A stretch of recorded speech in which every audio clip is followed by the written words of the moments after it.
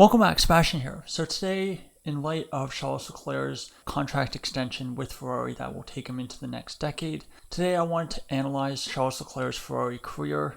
I want to talk about the fact that the amount of time that he spent at Ferrari is pretty unprecedented, especially given the lack of on-track success. Of course, for Leclerc, he came into the sport in 2018, 8 years ago, and right from that rookie season, he was touted as a future world champion. And that's something that he has yet to achieve at Ferrari. So does he achieve that by staying at Ferrari in this next contract stint? That's something that only time will tell. On top of analyzing Leclerc's Ferrari career, I'll also talk about how this is historically unprecedented, and also I want to take a look at what other options Leclerc could have had and look at what his options could be in future years. So first, taking a look at Leclerc's Ferrari career. So first, starting in 2019, there's a lot of information on this board. But first, I want to take a look at the numbers at the top. So 2019, the Ferrari was a good car. It had an average minimum finishing position of 2.48, which I would say that it was a strong front-running car. The average gap to pole that year was 0.25 seconds. It was not the best car over one lap. The 2019 Mercedes was a very, very strong car, and no one was really going to beat them for the championship that year. But Ferrari still best of the rest behind that Mercedes. They finished second in this championship with 504 points. Now, taking a look at Leclerc's results that season, I have 6 different stats that I wanted to look at today for this video. So at the top 3, you of course have wins in the middle with the trophy. You have the tire, which represents pole positions, and then podiums, represented by a podium, of course. So in that 2019 season, his first at Ferrari, Leclerc picked up 2 wins back-to-back at the Belgian Grand Prix and the Italian Grand Prix. He got 7 pole positions, which was seen as him kind of overperforming at certain points, but also more reflective of the fact that the Ferrari, especially in the second half of the season, had stronger qualifying pace than race pace, and still picked up 10 podiums, which again was a really good first effort, a good first season. Now taking a look at the stats at the bottom, represented by Q, R, and E. Q is his quality rating, R the race rating, and E is expected points, or what percentage of the points he was expected to score that year based on how strong the car was. Based on his starting position, did he actually score? So quality rating that first year at Ferrari, negative 0.4, very, very good. Race rating 0.45. And then expected points, 96%, so a little bit less than expected. Over the course of that season, Leclerc outqualified his teammate Vettel. But Vettel, I would say, was marginally stronger in terms of Grand Prix performances, but Leclerc generally being better in qualifying meant that allowed him to finish in front of his teammate in the championship standings at the end of the season. Then we go to 2020. I think there was a lot of hope, a lot of expectation. Of course, the big news that came out in the winter of 2020 was that Ferrari were forced to dramatically reconfigure their engine, as the engine tricks they'd been using in the second half of 2019 were deemed to not be legal with the fuel flow. And so Ferrari's 2020 season was heavily compromised. Their engine was absolutely abysmal, the worst engine that year by a quarter mile. And as a result, Ferrari suffered greatly. When we look at the 2020 data, Ferrari ended up finishing 6th in the Constructors' Championship, 131 points. They ended up finishing behind McLaren, Racing Point, and Renault that year, so dropped behind all those teams on top of dropping behind Red Bull. And their average pole gap ballooned to 1.183 seconds, so almost a second slower in qualifying than the year before. The average minimum finishing position was 6.41, which meant that in my classification scheme, it was an upper midfield car. And of course, when you're driving an upper midfield car, the trophies, the hardware are really hard to come by. No wins, no pole positions, but did get 2 podiums. One of them was an excellent result at the British Grand Prix, and the other was maybe helped by a little bit of luck with other drivers having poor reliability and issues at the Austrian Grand Prix at the start of the season. But Leclerc's numbers in terms of his personal driver performance definitely improved and was a big step up from the year before. Absolutely obliterated his teammate Vettel in qualifying and in race performance. Quality rating improved to negative 0.55. Race rating also improved to 0.9. Expected points also improved here, went from being a little bit below 100 to 111%. Of course, this was kind of a lost season for Ferrari, and given the massive gap to the front of the field, which that year was Mercedes, even the next year was kind of seen as being too much of a bridge to gap, and the goal was really to get somewhere close to the front of the grid, even if they kind of knew they wouldn't be challenging for the championship. And so when we get to 2021, they did improve, but not quite as much as maybe they would have hoped. So they ended up finishing third in the Constructors, 323.5 points. Their average pole gap was 0.671 seconds, so they almost halved the gap from the year before, so good effort on their part. The average minimum finishing position was 4.45, which meant that it was a weak front-running team, so went from being midfield to reconnecting to being part of the front of the grid, but still not a very good car. Leclerc, by some miracle, ends up getting 2 pole positions this year. I believe Monaco Grand Prix and Azerbaijan Grand Prix definitely did way more than what he was expected to that year in terms of qualifying, getting those 2 pole positions. Did get 1 podium that year, and that was at the British Grand Prix. Of course, Verstappen out of that race after the infamous Hamilton-Verstappen crash on the first lap. The quality results that year still very, very strong, almost identical to the year before, quality rating of negative 0.55. Race performance is not quite as good as the year before. New teammate in Carlos Sainz, and this was the only year, I believe, in his time with Sainz as teammate. In fact, the only year to date, I believe, that Leclerc has been beaten in the Drivers' Championship by his teammate. Race rating dropped slightly into the negatives, negative 0.18. I think partially issues on his side. I think also quite a bit of bad luck that year.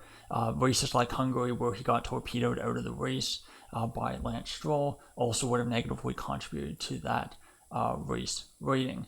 Points above expected dropped a little bit from the year before, but very similar to his 2019 season, 96%. So again, I think a good year from Leclerc, not quite as strong as the year before. Maybe I think many, myself included, expected Leclerc to be much better than Sainz, just in terms of the teammate head-to-head battle there. So I think we're all quite surprised that Sainz was as close to Leclerc as that he was. And I think in the eyes of some, this maybe started to take a little bit of the shine off of Leclerc. And for this season, he was basically seen on very close to even terms with Max Verstappen, but with Verstappen's obviously winning his first championship this year, and Leclerc having not quite as good of a year in 2021. I do think it kind of firmly put Verstappen in front of Leclerc, just in terms of pure performance, driver ability in the eyes of many. But we would get to 2022. Of course, this was the start of the ground effect regulations. It was a fresh slate, and it was a big chance for Ferrari to jump to the front of the grid and challenge for that championship. And if you look at the results from the first quarter, even first third of the season, things were looking very, very good. Leclerc won 2 of the first 3 races. He was leading the championship by about 40 points from Max Verstappen, but operational issues came in. Mechanical DNFs, a couple mistakes on Leclerc's side, meant that 40-point championship lead completely evaporated. And going into the summer break, of course, Verstappen, I think, was 70 or so points ahead of Leclerc, and at this point, the World Championship looked like a bit of a lost cause. Then we get to the second half of 2022, and of course, this is where Toto Wolff's infamous push to change the rules around the plank ride height of the car to prevent porpoising came into effect, and it really negatively affected the Ferrari. Second half of 2022, the Ferrari was nowhere near as good as it was in the first half, and they were basically almost dead even with the Mercedes, and this allowed Verstappen and Red Bull to completely destroy everyone in the second half of 2022, completely ending any hope of a championship challenge. And when it was all said and done, Ferrari ended up second in the Constructors, 554 points.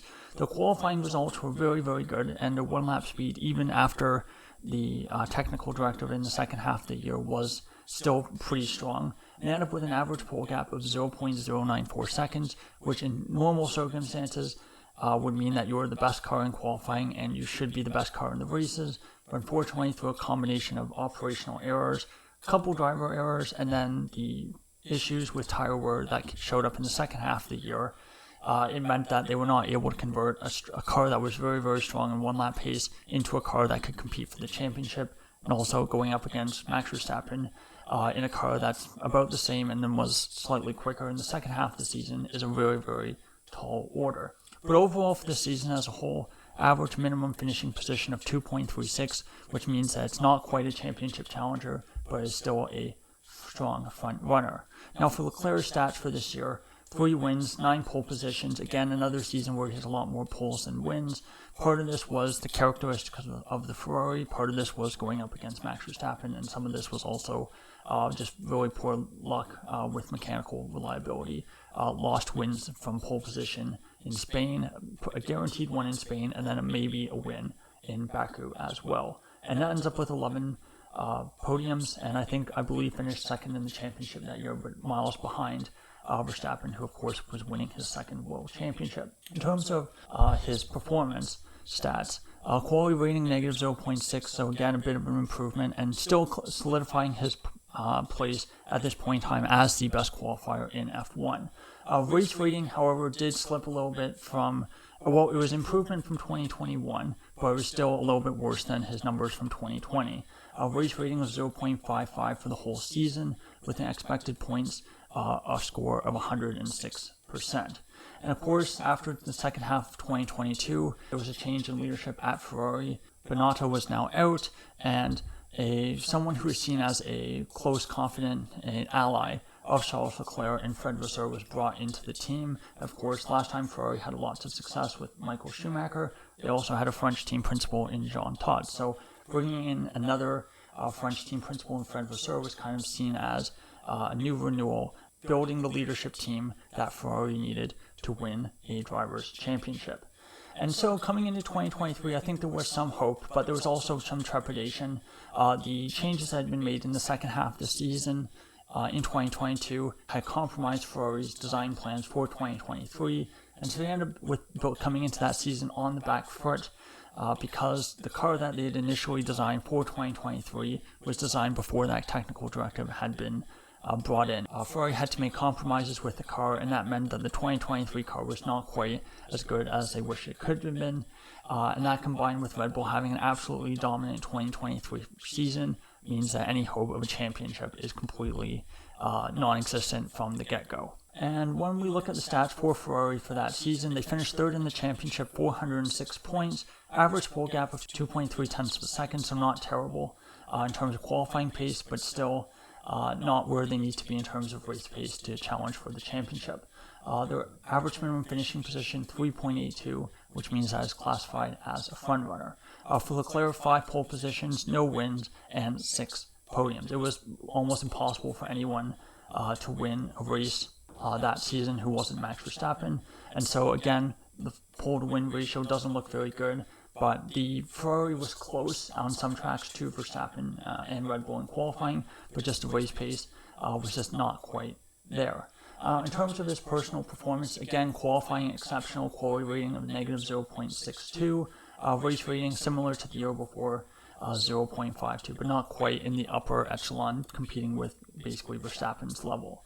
In terms of expected points, 109%, so getting more points than he's expected to, so still very, very good, but Ferrari's kind of yo-yoing at this point where they go up one year, go down the next year, go up the next year, go down the next year. And the next kind of upswing in that cycle would be 2024, where Ferrari, without any big technical changes, kind of compromising their development for this year's car, do build a pretty solid car, but in a very, very strange season where at the start of the season, Red Bull was dominant, and then Red Bull kind of fall off as the season progresses. McLaren make a big jump in performance. Ferrari start the year strong, have a dip in the middle of the season, and then finish the year really, really strong.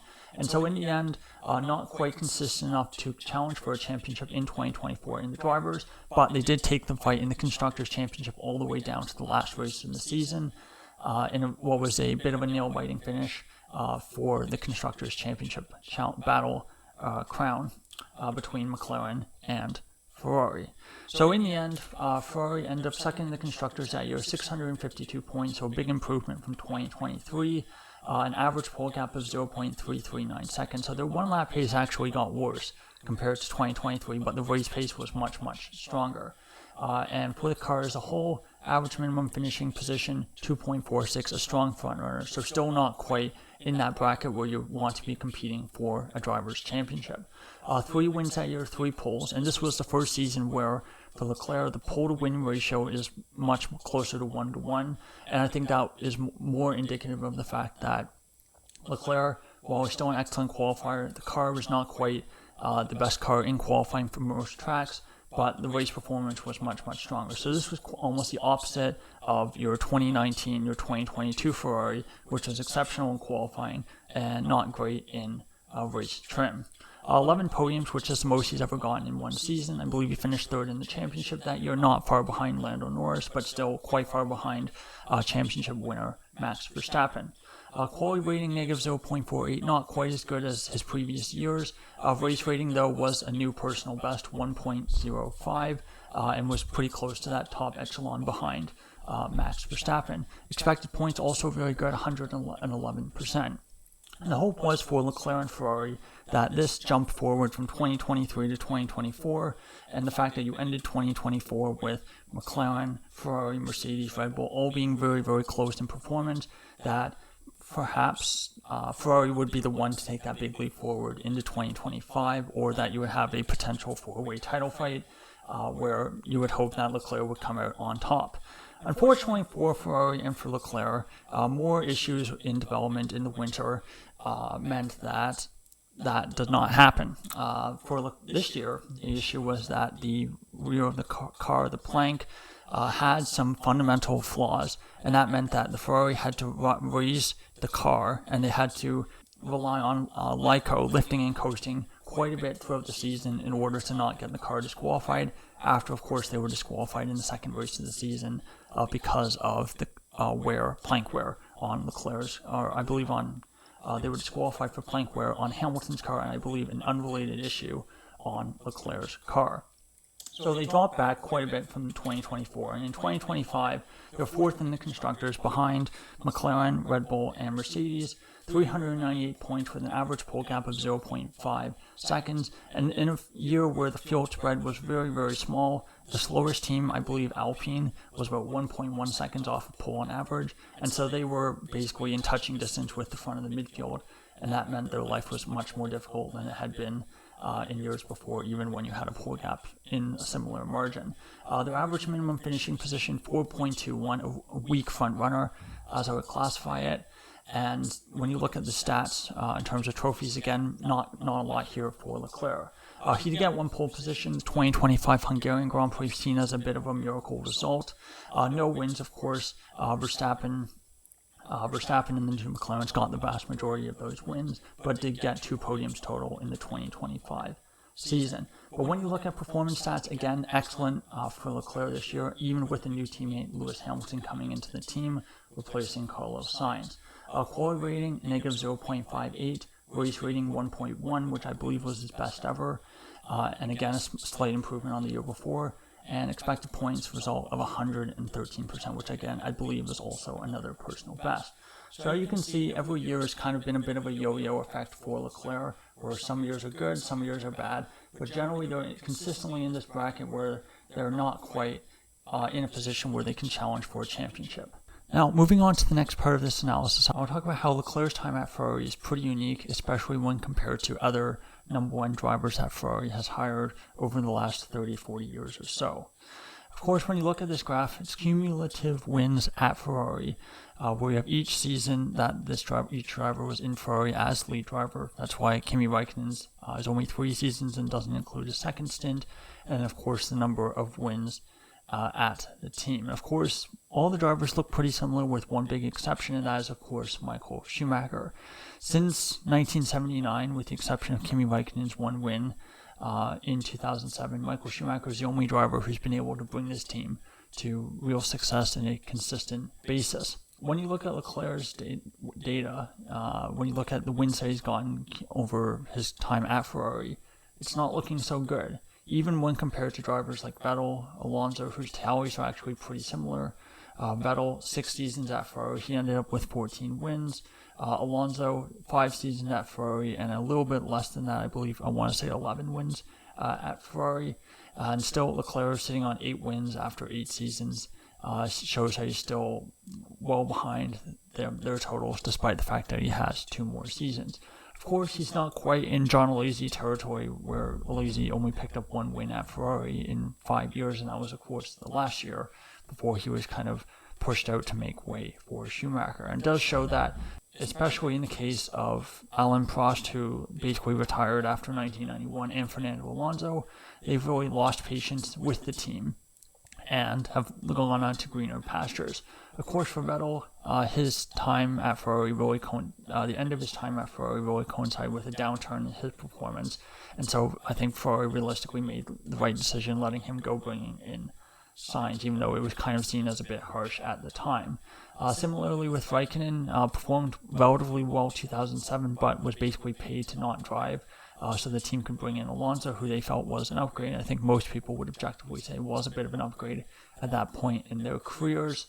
And so you can see that the fact that Leclerc has been going on for so long, the fact that he's gone for 8 years, hasn't had the level of success that Schumacher's had, hasn't even had the level of success that drivers like Raikkonen, Alonso, or Vettel have had, shows that it's a really unique situation where I was reading an article from the race, and I think the author was Scott Michelin-Malm. And usually I don't really agree with some of his points, but I felt he had a line in his article discussing Leclerc's contract extension that I felt really hit the nail on the head. And that was, it feels like Leclerc doesn't just want to be world champion, he wants to be world champion at Ferrari more than anything else. And he would rather not be world champion than be world champion with a team that isn't Ferrari. So, again, very, very unique situation here. Now, when we look at how good the cars have been that each of these drivers have been driving, again, same group of drivers here, and here we're looking at average minimum finishing position. So this is the same stat that I used discussing each of Leclerc's seasons. Of course, for Leclerc in the blue, you can see he basically starts out pretty good, has the one really terrible season 2020, and then basically goes to yo-yoing back and forth between okay to strong front runner, weak front runner, strong front runner, and so on. To be able to challenge for a world championship, you need your average minimum finishing position to be about 2. A little bit above 2 is okay, but you really can't go that much further unless your name's Max Verstappen. And so, if you look at this line, magic line about 2 here, you can see Prost had 1 year here in 1990, Vettel had 2 years, 17 and 18, Raikkonen had 2 years, 2007, 2008, and then Schumacher, of course, basically from 1998, all had, until every year with the exception of 2005, had a car that was kind of in the window of being able to challenge for a championship. And for Leclerc, when you look at his, he's never really been able to have a car that's been close. Again, closest is 2022, but even then, not quite at that 2.1, 2.15 number that you're really looking at to be kind of the outer bounds. And again, even with these numbers, what's really important is where that is relative to the strongest car. If you're the strongest car and you're at 2.2, then sure, you can challenge for a championship. It's probably going to be a really competitive championship if the strongest car is at a low 2. But if you're at a 2.2 and the strongest car is the 2022 Red Bull, which I believe was about a 1.8, a 1.7, it's going to be really, really tough to win a championship in those situations. And you can see with Schumacher's most dominant Ferraris, again, it was very close to a 1 here. Again, no one's really been able to have the level of success that Schumacher had during his time at Ferrari. Again, not quite as bad as John Alesi's years. As you can see here, generally, for the most part, most years, Leclerc's cars have been better than Alesi's, but again, still nowhere near a championship. So when you look at the context of Leclerc's Ferraris versus others, again, not quite as good as Schumacher's, not quite as good as Raikkonen's. In a similar boat to Alonso, although I would say Alonso's were maybe a little bit better than what Leclerc had. Vettel had better Ferraris, and it's really basically between him and Prost for, on average, having the weakest cars during their times at Ferrari. Now, the last part of this analysis I want to do is taking a look at the future and where things could have been different for going into 2027 and where things might be different in the future. And of course, the one big talking point was for 2027 was that if the grid was a lot more, if the front of the grid was very different compared to what it was the last 4 years or so, I think you would be more likely to see a movement at the front of the grid. And we haven't really seen that. You still have the same 4 cars from last year at the front, being at the front this year. And we'll take a look at what other options Leclerc could have had, and also from the perspective of those teams, when Leclerc made sense for a driver to bring in. So when we first look at Mercedes championship leaders for this year, there are 2 drivers, Kimi Antonelli and George Russell. Antonelli, of course, 19 years of age, Russell 28 years of age. For all the drivers here, I have the quality ratings and race ratings. For Antonelli and Hadjar, the quality ratings and race ratings are from this year alone, so a little bit of a small sample size, five races. But for all the other drivers, it's the last 3 years of their career. And for Piastri's case, that would be his entire career. But when we look at Antonelli quality rating for this year so far, negative 0.58, excellent. Race rating 2.06, also excellent, second best number on the board. And so for Antonelli, absolutely no reason to replace him right now. Then when we look at George Russell, quality rating negative 0.49, that does not include this year, and race rating 0.66. Again, the race rating is the, I would say, 5th best on the board if you include Antonelli's tally. And again, Russell was kind of seen as being a little bit vulnerable at this point. If Max Verstappen picked up a phone inside, he wanted to go to Mercedes. But for Russell, he's been very good, and generally he's been performing at a pretty elite level the last few years. And so, generally speaking, if Mercedes were to replace him, it would not be from a lack of performance on Russell's side. And when you compare Leclerc's numbers for the last couple of years to basically everyone on this board who isn't Verstappen, they look good, but they're not massively better. So when we look at Leclerc, age 28 years of age, quality rating negative 0.52, race rating 0.89. So the quality rating is third best, only behind Verstappen and what Antonelli's done through 5 races so far. If I were to include last year for Antonelli, Leclerc's would be second overall. Race rating 0.89, which again would rank second with Antonelli. But of course is third with Antonelli's data in there as well. And so the problem for Charles Leclerc is that, again, if Mercedes were looking to replace George Russell hypothetically for 2027, the problem is that there's only one guy they would do it for, and it's not Charles Leclerc, it's the guy beside Leclerc in Max Verstappen. And it's kind of part of Leclerc's problem is that he is not seen as the best driver in the grid. According to my data, my stats, he's also not the best driver on the grid, but you can make a very good argument for him being the second best driver on the grid. And so from Mercedes' perspective, given the lineup that they have of Antonelli and Russell, why would you bring in Leclerc when you can go after Max Verstappen instead? And in a team that feels like it's been falling apart a little bit, a lot of the people who were there when Verstappen started his career at Red Bull are no longer there. No Marco, no Massachusetts, no Horner, and soon no race engineer GP either. Then we go into McLaren. Lando Norris, 26 years of age, quality rating over the last 2 years, negative 0.51, race rating 0.74. His teammate Oscar Piastri, 25 years of age, quality rating negative 0.31, which is second worst on the board. Actually, no, it's the worst on the board, technically. But I do think if you look at Hadjar's numbers from last year's, it would be very, very close between the two. Race rating negative 0.17. Again, also the worst number on the board and the only driver in the negatives. But for Piastri, it's a little bit unfair because that last 2 years does include his rookie season.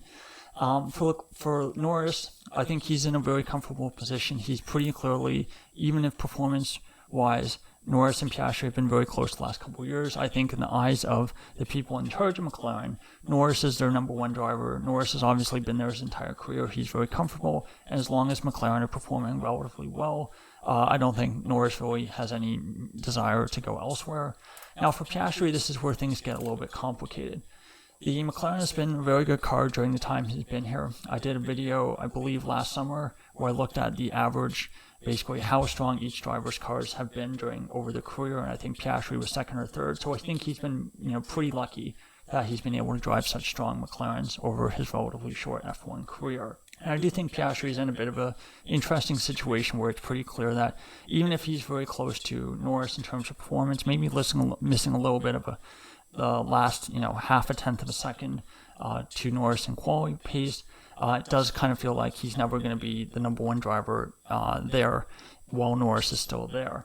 And so for Piastri, maybe he looks elsewhere, and that's a situation where Leclerc could have tried to put himself in McLaren for 2027 if Piastri decided to move elsewhere, if perhaps Verstappen had opted to retire. Now that brings us to Red Bull, and of course for Red Bull, everything in Red Bull revolves around Max Verstappen. 28 years of age, quality rating the last couple of years of negative 0.6, which is best number on the board. Race rating 2.72, also best rating on the number on the board by a country mile, and again, only really comparable to Antonelli's data from the last 5 races. For Verstappen, there's really 3 options. One is he stays at Red Bull improve a little bit, or they decide to change the rules for 2027 to the point where Verstappen's comfortable staying in F1. Number 2, he goes to Mercedes for 2027, replacing Russell in theory at this point. Or he basically just retires and decides to just leave the grid entirely.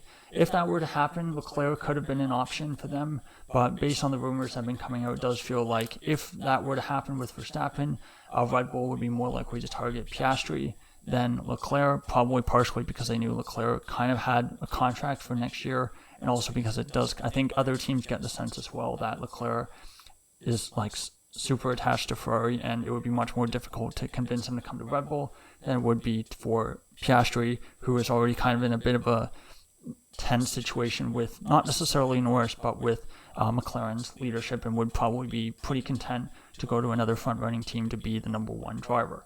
Now, also at Red Bull is Isaac Hadjar, who I think has had a solid, not amazing, first 5 races at Red Bull. 21 years of age, so much younger than all of the other drivers on the list, with the exception of Antonelli.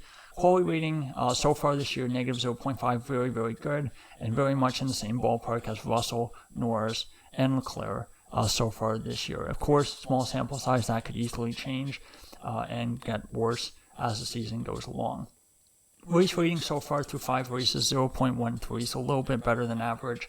Again, not quite on the same level as the other drivers here. For Hadjar and Red Bull, Red Bull's in a unique situation where they, of course, really like to promote their drivers from within, and so Red Bull would never really consider, as long as Max Verstappen is there, hire any of the other drivers on the board to replace Hadjar or any other driver at their second seat, just because they know they don't really need it, and they're perfectly content potentially sacrificing points in the Constructors' Championship if it means that Verstappen gets the best positions, the best results all the time. So it's a really difficult situation with Leclerc, where realistically, if you want to win a championship, Mercedes would be the place to be at the moment, but from Mercedes' perspective, the only person that they're really looking at to replace any of their existing drivers, if they were to do so, is Max Verstappen. McLaren's that interesting situation where maybe you can make a good argument that he's a lot better than Piastri, maybe better than Norris as well, and would in theory be an upgrade. But for McLaren, they're pretty content with their 2 drivers and haven't really moved to get Leclerc in any kind of capacity. And then, of course, you have Red Bull as well, who seem to be more interested in Piastri than Leclerc. And so for 2027, I think it was, the only real option outside that I think some people were connecting Leclerc to in terms of changing teams was Aston Martin. Of course, Aston Martin have had an abysmal start to the season, and I think any top driver looking at the hole that they've dug themselves in would not go anywhere near them until they started showing consistent, rapid progress. And so Aston Martin might be a really interesting option in 2 years' time, 3 years' time, a bit further down the road. And again, assuming that the cost cap allows the grid to start compressing and perhaps allows one of the current midfield teams to make the move up. Hard to say who that would be, most likely Alpine, I would say. If one of those teams makes their way up to the front of the grid, that's also another option where perhaps Leclerc in 3 or 4 years' time decides to go there. Otherwise, he's basically going to have to hope that Ferrari can break this duck that they've been in and actually build a car that is able to challenge for the World Championship, something they've not really been able to do in almost a decade. 2017, 2018 were the last 2 cars that you can make a pretty strong argument that those were cars that were able to challenge for a World Championship. And even going before that, I know Alonso got those 2010 and 2012 Ferraris to the last race in the season, but still those were definitely weaker than the Red Bulls that did end up eventually winning those championships. So again, it'll be really interesting to see what happens with Leclerc Ferrari the next couple of years. Again, this is all assuming that Leclerc stays Ferrari's number 1 driver for those next 4 years. While I'd say definitely pretty unlikely, it's always possible that Hamilton could continue this really strong run he's been on and actually overtake Leclerc in the Drivers' Championship. Also possible Ferrari decided to bring in Oliver Behrman, and he's starting able to do to Leclerc what Leclerc had done almost a decade earlier to Sebastian Vettel. So again, there's a lot of different ways this could go at Ferrari. I sincerely hope he does end up winning a championship. I think it would be a real shame if he didn't. I do think he's probably the second best driver on the grid, but we shall see. So that's all for this analysis of Charles Leclerc's contract renewal at Ferrari, looking at his time at Ferrari, looking at how his time at Ferrari is very unique historically, and also looking at what kind of options there were for 2026, but also into the future as well. So thank you so much for watching, and goodbye.